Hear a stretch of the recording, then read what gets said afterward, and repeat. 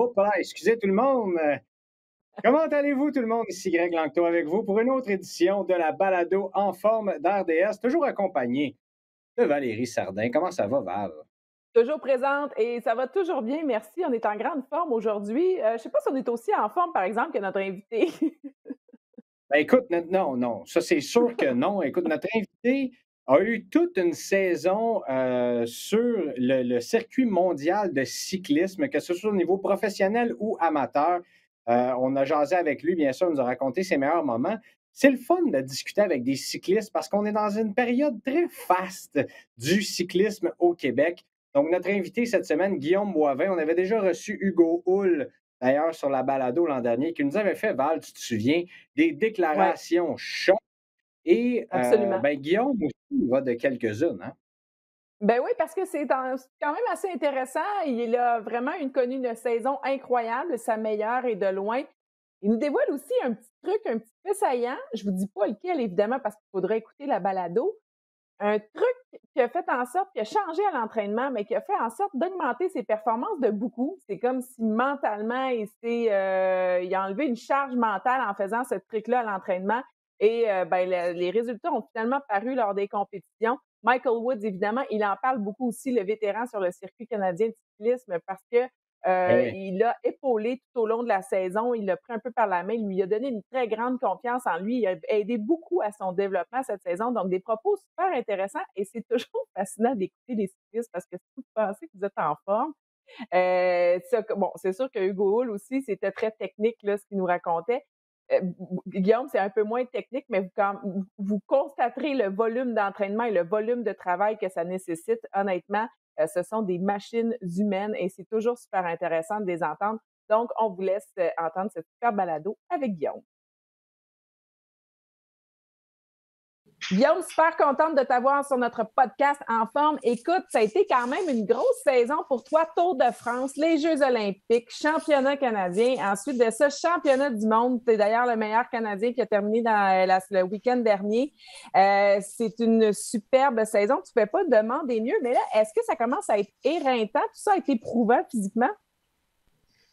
Oui, c'est sûr que rendu à la fin de saison comme ça, il reste 2 fins de semaine de course. Donc, j'ai hâte à un break, là. Je ne vous mentirai pas, mais bon, la forme est encore super bonne. Puis il reste deux vraiment belles courses, surtout Paris-Roubaix qui s'en vient dans 4-5 jours. Donc, c'est éreintant, mais bon, la motivation est là parce que je pense qu'il y a moyen de faire quelque chose de beau.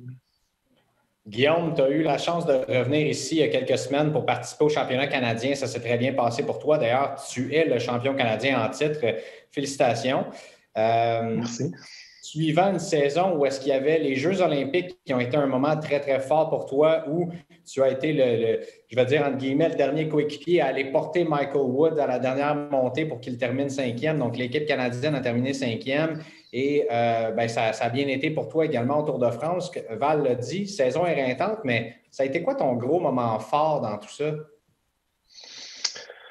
C'est sûr que les jeux, c'est quelque chose de particulier là, d'être là avec Michael Woods, de pouvoir jouer, essayer de gagner une médaille pour le Canada. C'était quelque chose que ça faisait plusieurs mois que on parlait, on s'était bien préparé au tour et tout ça. Donc, c'était vraiment un gros moment où j'ai pris beaucoup de plaisir. Puis, je te dirais aussi que les championnats du monde la semaine passée, où je pouvais faire un peu ma course, puis je savais que j'avais des jambes extraordinaires. J'étais un peu peut-être déçu de comment j'ai fait ma course, mais de voir le niveau que j'avais, d'être capable de vraiment attaquer quelques-uns des meilleurs coureurs au monde, puis d'être vraiment dans le game à ce niveau-là, là, c'était vraiment quand même une journée pas mal de fun qui me donne aussi beaucoup de confiance pour Paris-Roubaix. Fait que je te dirais que ces 2 moments-là, c'était assez spectaculaire. Puis moi, je suis curieuse de savoir parce que, tu sais, quand on regarde ça, les Tours de France, des journées à pédaler, nous, on est toujours fascinés de voir ça. Tu sais, c'est difficile pour l'imaginaire de l'humain normal de dire comment vous êtes capable, vous êtes des machines de réaliser ça. Mais ce sont toutes des compétitions très difficiles. Là, je te dis Tour de France, mais autant Jeux olympiques qui a justement eu beaucoup de chaleur, beaucoup d'humidité. Les championnats du monde, championnats canadiens. Lequel de cette saison-là a été le plus difficile physiquement pour toi et pourquoi? Je te dirais que peut-être mon moment le plus dur, c'est pas la réponse que le monde va s'attendrait sûrement au Tour de France, mais j'ai eu un début de saison où j'ai fait plusieurs courses, j'ai fait presque deux programmes en même temps, où j'ai beaucoup couru pour vraiment un peu gagner mes points auprès de l'équipe, puis gagner la confiance de Mike, puis tout ça. Donc, en début de saison, là, mois de mars, avril, puis début mai, j'ai vraiment fait plusieurs courses de types différentes aussi. Donc, la préparation n'était pas toujours optimale dépendamment des parcours. Donc, c'est ça que moi, j'ai trouvé le plus éreintant de passer des courses sur les pavés en Belgique aux courses un peu plus montagneuses dans les Ardennes belges avec Mike, puis le Tour de Romandie. Là, j'étais un peu comme partout, puis c'était pas super facile. Tandis que le Tour, les Jeux, j'ai eu l'occasion de vraiment me préparer parfaitement pour ça. Donc, ça a quand même assez bien été là, parce que je savais que j'étais 100% prêt à affronter ces défis-là. Quand tu sais que tu n'es pas nécessairement préparé optimalement pour certaines courses, c'est là que des fois, c'est un peu plus difficile. Oui, c'est sûr. Mets le vélo dans l'avion à partir de Paris, va-t'en à Tokyo, compétitionne plusieurs jours plus tard. Là, ça a dû être un stretch quand même assez incroyable. Dans ton cas, j'ai deux petites sous-questions par rapport à ça. Puis maintenant, à chaque fois que Val et moi, on parle à des cyclistes, on se doit de revenir sur une déclaration choc du Gould de l'an dernier. Il nous a dit, quand tu prends le Tour de France, ça ne fait pas si mal que ça. Donc, maintenant, à chaque fois, j'ai reposé la question à Hugo cette année, je la pose à Guillaume Boivin. Est-ce que le Tour de France, ça a fait mal cette année? Écoute, c'est pas. Il a quand même relativement raison dans son statement. Je sais que Hugo, il aime ça faire des déclarations au choc, là, mais non, comme je dis, on passe notre année à se préparer pour ça. Souvent, peut-être qu'on s'entraîne plus fort, on se fait plus mal à l'entraînement pour que la course nous semble facile. Là. Je mets ça facile en guillemets parce que évidemment, c'est pas facile, là, mais aussi, je ne sais pas si on est stupide ou je ne sais pas quoi les cyclistes, mais on a souvent tendance à oublier les moments de souffrance assez vite. Puis, Un peu mal moi, on fait juste plus y penser. Puis déjà le lendemain, on ne se souvient même plus que la veille, on a souffert pendant 5 heures de temps, puis on est juste content de rembarquer sur notre vélo. Donc, non, je pense qu'il a raison. On Mais passe notre vie à se préparer pour ça. Fin. Mais tu sais, je vais faire la comparaison. Ça, c'est comme un peu une femme qui a des enfants puis qui est enceinte puis qui accouche. Tu as tellement mal, mais tu es tellement content que finalement, tu vas recommencer puis tu te dis, j'ai tellement eu mal, mais tu recommences pareil. C'est un peu la folie, l'espèce d'adrénaline, l'espèce de toutes t'as tellement des bonnes sensations finalement que tu veux recommencer. Mais moi, ça me fait penser aussi, parce que tu parlais de Michael Woods aussi, les Jeux olympiques, Greg abordait la question. Tu sais, c'est un petit peu un sport ingrat parce que ça reste un sport d'équipe. Puis des fois, toi, tu fais... ou vous faites remporter un coéquipier, c'est lui qui monte sur le podium, mais c'est vraiment un travail d'équipe. Ça fait partie de la game, c'est comme ça. Mais là, il y a comme deux sous-questions. Premièrement, bien, comment tu te sens par rapport à ça? J'imagine qu'à un moment donné, on l'accepte dans notre carrière, mais est-ce que aussi ton rôle, toi, pourrait être porté à changer parce que tu as tellement eu des bonnes performances cette saison? Tu l'as dit, tu as des jambes plus fortes que jamais, tu le sens, tu le files, tes performances s'améliorent aussi. Est-ce qu'à un moment donné dans ta carrière, tu penses que c'est quelque chose qui serait possible, que ton rôle change à toi aussi, puis que ce soit toi finalement qu'on fasse gagner? Est-ce que c'est quelque chose qui pourrait arriver?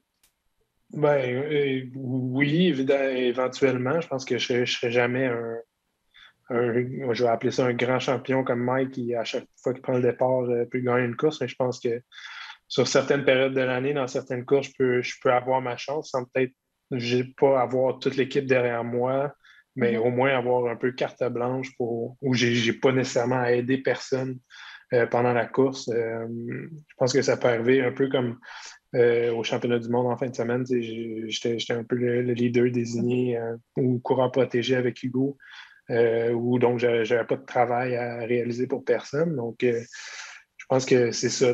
Quand je suis vraiment en forme, je peux peut-être avoir ma chance sur certaines courses, mais aussi, les grands champions de notre sport sont quand même un autre niveau que. Souvent, les plus grands champions, ça leur prend des coéquipiers extrêmement forts. Peut-être pas aussi forts qu'eux, mais pas tellement loin, parce qu'il faut quand même les accompagner jusqu'à assez tard dans la course. Là. Donc, c'est pas comme si la différence était le gars était 2 fois plus fort que le coéquipier qui l'aide. C'est vraiment un sport d'équipe. Puis, c'est ça. Écoute, si Mike avait une médaille, il nous avait promis une Rolex à Hugo puis moi. Fait que, Colin, d'après moi, il a mis les breaks sur la ligne à Tokyo. Il ne voulait pas payer Rolex, je pense. Ouais, c'est ça. Il savait que ça s'en venait, donc il ne voulait pas sortir la carte de crédit pour les cadeaux. Il faudrait que je regarde la reprise pour voir s'il ne met pas les freins à 20 mètres de la ligne. Juste avant. Ouais, c'est des blagues, évidemment. En revenant sur le sport d'équipe, tu sais, quand on regarde, par exemple, il y a plusieurs documentaires de plus en plus qui sortent dans plusieurs sports. Puis, tu sais, je pense à Drive to Survive, par exemple, pour les pilotes de Formule 1, où est-ce que chacun des 20 pilotes sur la grille, dans leur tête, là, c'est le meilleur pilote au monde. Ils sont tous capables de battre Lewis Hamilton. Il aurait battu Michael Schumacher à ce moment-là. Et tu me vois venir également, là, il y a eu la série sur l'équipe Movistar aussi, dans laquelle il y a eu, tu disais, beaucoup de coéquipiers très forts qui ont besoin de pousser leurs meilleurs coureurs, mais est-ce que c'est la norme, ça, dans la majorité des équipes? Donc, chacun des coéquipiers pense, non, moi, je peux aller gagner. On respecte plus ou moins la règle d'équipe. Ou dans la majorité, par exemple, dans ce que toi, tu vis avec Israel Startup Nation et Hugo de son côté, habituellement, chacun des coéquipiers connaît très bien son rôle, embarque dans le système d'équipe, où des fois, on a des petites guerres intestines. Là. Tu peux bien aussi pas répondre à la question. Non, mais je pense que c'est une super bonne question qui est très pertinente. Tu sais, c'est sûr qu'il y a des trucs comme on voit dans le documentaire de Movistar, ça arrive dans toutes les équipes. Je pense qu'il ne faut pas oublier que tous les gars qui courent au World Tour, c'est tous des gars qui étaient champions quand ils étaient plus jeunes dans les catégories comme avant, un peu comme au hockey dans la Ligue nationale. Le gars qui va jouer sa 4e ligne, il a probablement gagné le championnat des marqueurs dans la Ligue junior majeure du Québec. Fait que, c'est tous des gars qui arrivent là un peu avec une bonne confiance en leurs moyens. Puis après, je pense que ça dépend, de l'atmosphère dans l'équipe, puis de deux, de comment le leader a quand même une grande partie à jouer. Il faut qu'il soit rassembleur, il faut qu'il gratifie le travail de ses coéquipiers, les mette en valeur. Puis je pense que c'est comme ça que tu es capable de créer un esprit d'équipe qui va vraiment fonctionner. Puis après ça, chaque coureur a sa propre personnalité. Moi, je suis assez franc, puis si je te dis quelque chose, c'est ça que je vais faire pendant la course. Si je ne suis pas d'accord avant la course, je vais te le dire tout de suite, pour pas que je ne vais pas juste dire oui, puis faire mon affaire de mon côté. Fait que je pense que c'est peut-être pas tout le monde qui. Je sais pas si c'est la façon qu'on a été élevé ou les valeurs qui nous ont été enseignées dans le sport plus jeune, mais moi, j'ai aucun problème. Puis quand je dis que je vais faire le travail, c'est que je vais me donner à 100% pour faire le travail. Puis peu importe mon résultat, quand ça va être fini, là, moi, je peux finir 120e. Je ne vais pas m'en garder un peu pour finir 18e en course. Puis ça, c'est ce qui peut faire la grosse différence entre un gars comme Mike, exemple, finir 5e ou gagner la course. Fait que le but pour moi, c'est toujours que l'équipe gagne la course puis de contribuer le plus que je peux à ce résultat-là. Écoute, moi, j'ai une question plus par rapport à, on parle de Michael Woods, qui est un vétéran sur le circuit. Prenons l'exemple parce que tu viens de le nommer. Jusqu'à quel point, physiquement, un athlète est à son apogée en cyclisme? Parce que, en tout cas, je pense que toi, Hugo, vous êtes à peu près dans les mêmes ranges d'âge. Vous êtes pas loin de votre apogée ou dans votre apogée. Puis à quel âge que, justement, on sent qu'un cycliste, ça commence à être plus difficile pour lui au niveau des jambes de suivre la cadence et tout ça? Est-ce que, tu sais, il y a souvent, selon les sports, il y a vraiment des tranches d'âge où les athlètes sont vraiment plus forts. Ça ressemble à quoi un cyclisme? Écoute, on dirait que les 2-3 dernières années viennent de réécrire un peu le livre sur quand c'est l'apogée en cyclisme parce qu'on voit les jeunes coureurs qui viennent puis qui dominent alors que dans le passé, on pouvait dire que c'était plus avant, c'était plus la norme, on disait entre 28 à 34 ans. Ouais. C'est un peu là ton prime pour un sport d'endurance, mais je pense que ça s'explique surtout parce qu'au cours des 10 dernières années, les techniques d'entraînement puis la nutrition se sont vraiment spécialisées. Puis les jeunes qui arrivent, ils sont pratiquement pros, ils s'entraînent comme des pros depuis qu'ils ont 12 ans. Donc, ils ont comme tout ce bagage-là parce que le vélo, le cyclisme, c'est vraiment tu le bâtis d'une année à l'autre, puis ta fondation, puis c'est pas tu repars pas à zéro à chaque année. Donc, je pense que c'est ça qui peut faire un peu la différence. Puis il y a un gars comme Mike qui, lui, est plus vieux, mais a commencé un peu plus vieux. Ben, fait qu'il reste un peu plus de millage dans le corps. Là. Moi, je suis quand même assez persuadé que c'est pas illimité le nombre de kilomètres qu'on peut mettre sur un corps, un peu comme une voiture avant que ça lâche. Là. Donc, il y a peut-être ça qui rentre en compte. Là, quel genre de carrière tu as fait, puis ça fait combien de temps tu fais ça, puis à quel niveau tu as poussé aussi. Il y a des saisons où tu peux vraiment pousser une nutrition, entraînement vraiment, vraiment beaucoup, puis être vraiment en forme, mais si tu repars sur les mêmes bases l'année directe après, c'est important d'écouter, de donner un peu de repos. Souvent, on voit ça, des coureurs qui font une ou deux grosses saisons vraiment fortes, puis après ça, ils ont une ou deux saisons qui sont un peu moins bien. Puis, pour moi, ça fait du sens là, parce que une année, le corps a besoin de récupérer parce qu'on pousse tellement fort à chaque fois qu'on fait une course. Là. Intéressant. Mais justement, en parlant de récupération, là, tu as dit il y a 2 week-ends de course qui s'en viennent pour toi, dont Paris-Roubaix le week-end prochain. Mais après ces 2 semaines-là, là, ça tombe pour ta saison morte. Ça dure combien de temps? Comment tu fais au niveau de la récupération? Tu t'arrêtes pas complètement non plus. Tu diminues beaucoup ton volume d'entraînement. Comment ça se passe une saison morte chez un cycliste professionnel? Ouais, je vais certainement faire un genre de 2-3 semaines vraiment sans entraînement. Par contre, je suis un peu hyperactif. Là, souvent, si je reste 2 jours à rien faire, mettons, je me dis, là, il faut que je me repose, là, je suis fatigué. Puis 2 jours sur le divan. Sur ton vélo, par exemple? Pardon? Qu'est-ce que tu fais si tu ne montes pas sur ton vélo? Parce que là, tu peux bien dire, je ne fais pas d'entraînement, mais tu vas faire 250 km avec 2000 mètres de dénivelé. C'est quoi? Ouais, non, mais genre, les premiers jours, je commence à monter ces murs de la maison parce que j'essaie de me convaincre qu'il faut que je me repose, mais là, ça ne marche pas. Fait que je me Ton corps trouve est toutes sortes habitué de sortir une grande quantité d'énergie à chaque jour. Là. Exact. Fait que souvent, j'aime beaucoup ça jouer au hockey. Là. L'année passée, on n'a pas pu à cause du COVID, mais souvent, j'appelle tous mes chums, j'envoie des messages pour aller remplacer ma ligue de garage. Puis il y a toujours des places d'ouvertes.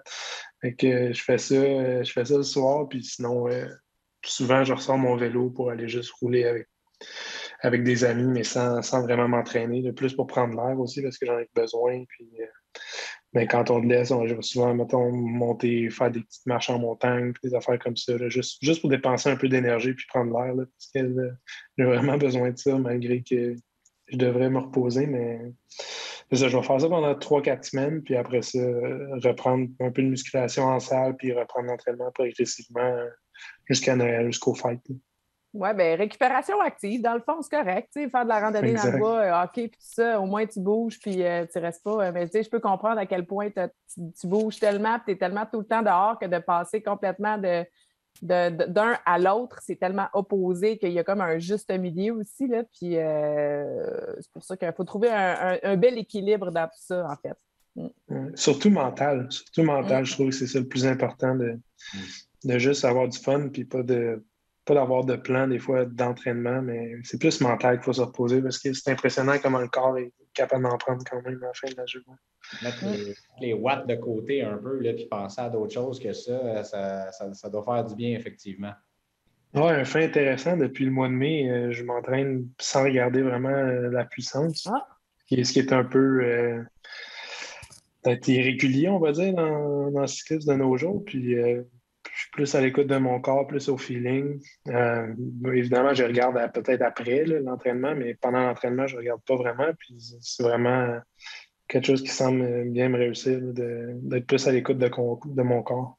Est-ce que tu es surpris des résultats quand tu ne regardes pas? Tu sais, des fois, quand on sort pour aller courir, puis on ne regarde pas notre montre, puis on dit je vais juste y aller relax, on finit par courir plus vite, par exemple, ou produire plus de watts sur le vélo. Est-ce que toi, à ton niveau, tu vois ça ou au feeling, tu y vas avec le même nombre de watts que tu produirais d'habitude ou la même distance?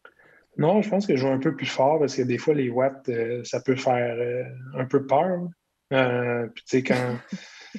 Non, mais tu sais, tu te dis, je vais te donner un exemple. Je roule à 500 watts. Tu dis, je suis pas capable, tu le sais que tu n'es pas capable de tenir ça trop longtemps. Fait que tu dis, je vais exploser, je vais péter dans pas long, mais si tu le sais pas, ben, tu fais juste plus continuer un peu plus longtemps, je pense. Puis aussi, tu développes d'autres. Tu sais, mettons, je prends une côte à la place de le faire à une puissance fixe. Je vais faire l'intervalle qu'il faut que je fasse, plus par rapport au changement de pente dans la côte. Puis, tu sais, c'est un peu plus, ça réplique un peu plus une côte. Là, tu sais, quand c'est un peu moins à pic, dans une course, d'habitude, c'est un peu plus facile en termes de puissance. Puis après ça, tu attaques plus fort pour les pentes un peu plus élevées. Donc, je trouvais que pour moi, ça me réussissait bien. Puis c'est aussi que j'étais un peu plus libre. Là. Je me sentais. Je faisais juste faire du vélo dans ma tête. Je n'étais pas en train de m'entraîner ou faire des intervalles. Là. Je montais une côte le plus fort que je pouvais. Puis, je sais pas, je trouvais ça plus le fun puis plus relaxant. Ben, c'est moins structuré finalement, mais c'est intéressant de réaliser que dans le fond, c'est comme si tu as une pression de moins de suivre absolument un entraînement planifié, tu y vas plus à ton rythme. Dans le fond, est-ce que tu penses que tes bonnes performances de cette saison sont en partie dues justement au fait que tu as arrêté de regarder tes watts, puis tu y allais au feeling, puis en écoutant ton corps, puis que finalement, ça fonctionnait. Fait que je continue comme ça parce que là, j'imagine que ton entraîneur, au début, en tout cas, les entraîneurs ont dit OK, tu ne checkes pas tes watts, mais là, ça marche. Fait qu'on va te laisser aller, tu sais. Ouais, mais écoute, mon entraîneur, après, je ne checkais pas mes watts, mais ça fait 11 ans que je suis professionnel. Là, fait Oui, que c'est j'ai ça. quand Tu le sais à même. peu près, là, tu le sais. Là. Ouais, mon gauge est quand même assez, quand même assez accurate, assez, je ne sais pas ce qu'on le mot en français, mais euh, précis, excusez-moi. C'est assez précis, donc je n'étais jamais trop loin des puissances qu'on voulait aller chercher. Évidemment, ça dépend aussi des types d'entraînement, mais non, je pense que je suis vraiment plus relax mentalement, je suis plus serein cette année, puis je pense que c'est ça qui fait la différence. J'en ai parlé un peu après la course des championnats du monde aussi.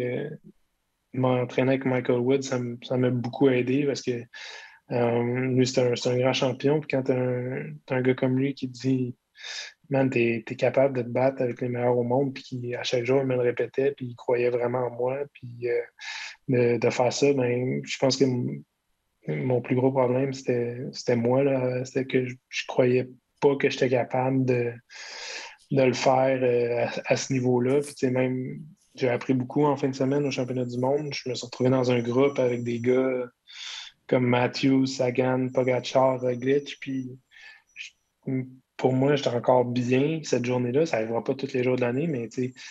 Puis là, je me disais, mais là, c'est pas à moi de fermer l'écart avec le groupe devant, tu sais, tous ces grands champions-là. Si eux sont pas capables, moi non plus, je suis pas capable. Finalement, j'aurais peut-être dû avoir confiance en moi puis y aller parce que, mais bon, c'est pas une situation que je m'étais retrouvé souvent dans ma vie. Donc, C'est déjà un pas vers l'avant, puis tu continues d'apprendre aussi là-dedans, ce qui est exact. vraiment merveilleux d'avoir un gars comme toi, d'avoir Hugo aussi qui peut rivaliser avec les meilleurs. Michael Woods, qui n'est pas trop loin du Québec non plus, là, qui vient d'Ottawa, de cette région-là, qui parle français d'ailleurs aussi, si je ne me trompe pas.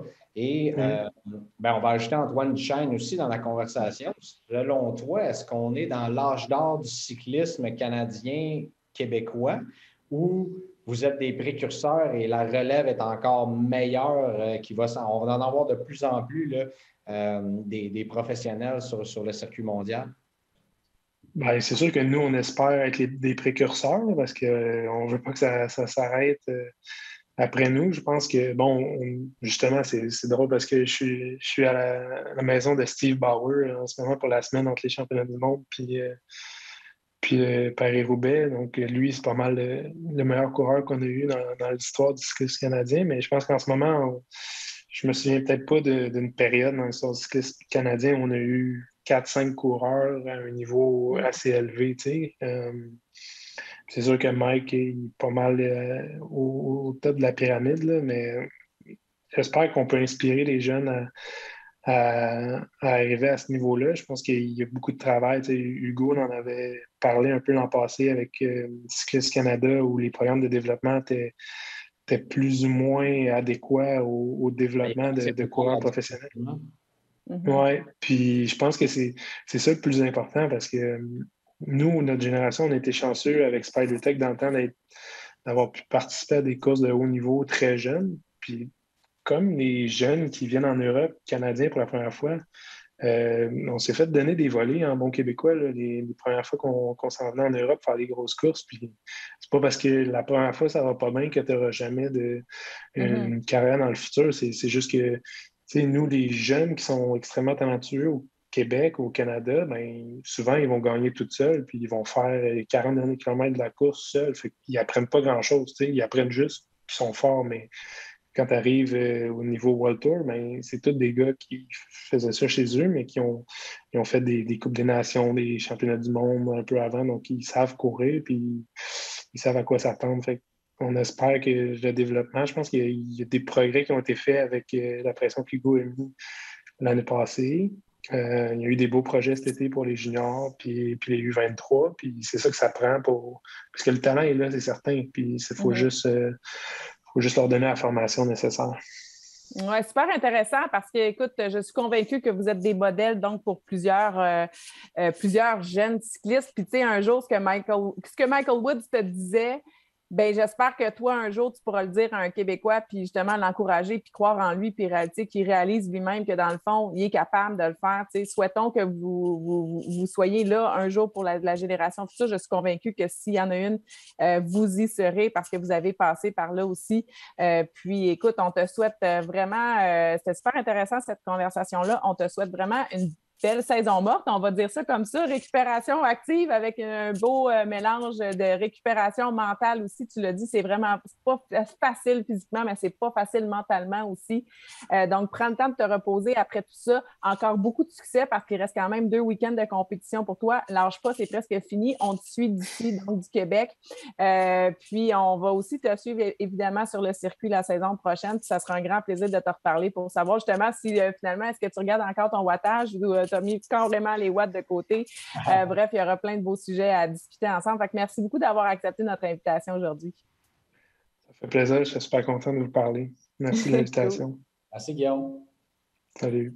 Salut, bonne journée.